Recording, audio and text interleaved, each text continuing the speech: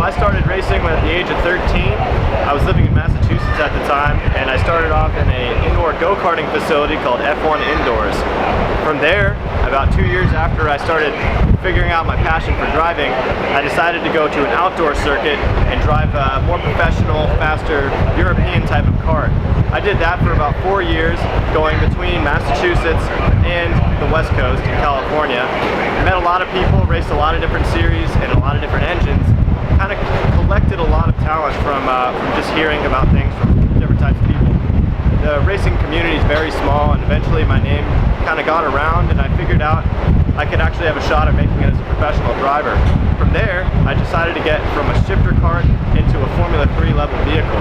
And that's essentially an open wheel vehicle, similar to an Indy car, smaller and less powerful. So I started driving that, and I did that for 1 year in 2015 and won my championship. From there, my friend Alex Keys, who I'd been racing karts with at the time, was racing GRC lights. And I was watching him on TV thinking that was the coolest thing ever, driving in the dirt, jumping 70 feet, just driving always balls to the wall. It was super awesome. So I figured, why not try that instead of a more political based open wheel kind of road racing circuit. So I started doing that. Got into GRC lights last year with a team called Dreyer and Reinbold. They're also an IndyCar team by nature. Started running with them in the number 2 Bigham car. Did decently well there throughout most of the season, was consistently in the top 3 for the championship lead, and in the final race of the season I was able to come from 3rd in points all the way to 1st and just take the whole thing home. And that was an amazing feeling. After that, the off season I spent training and talking to a lot of great teams, and ultimately decided to sign with Bryan Herta Rally Support. So that puts me in this Ford M Sport Fiesta here, and we are pushing about 650 horsepower out of this thing.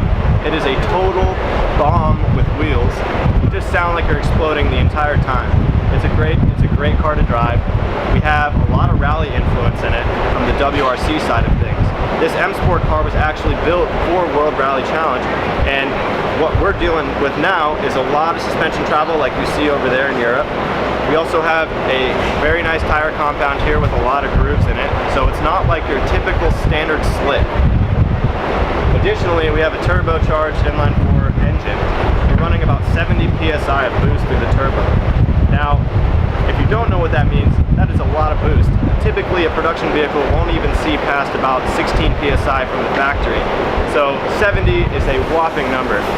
We're also looking at sequential gearbox, so you don't have to use a clutch unless you're just putting in the gear. And what that essentially means is when you want to upshift, you just pull towards you, and when you want to downshift, you just push it away.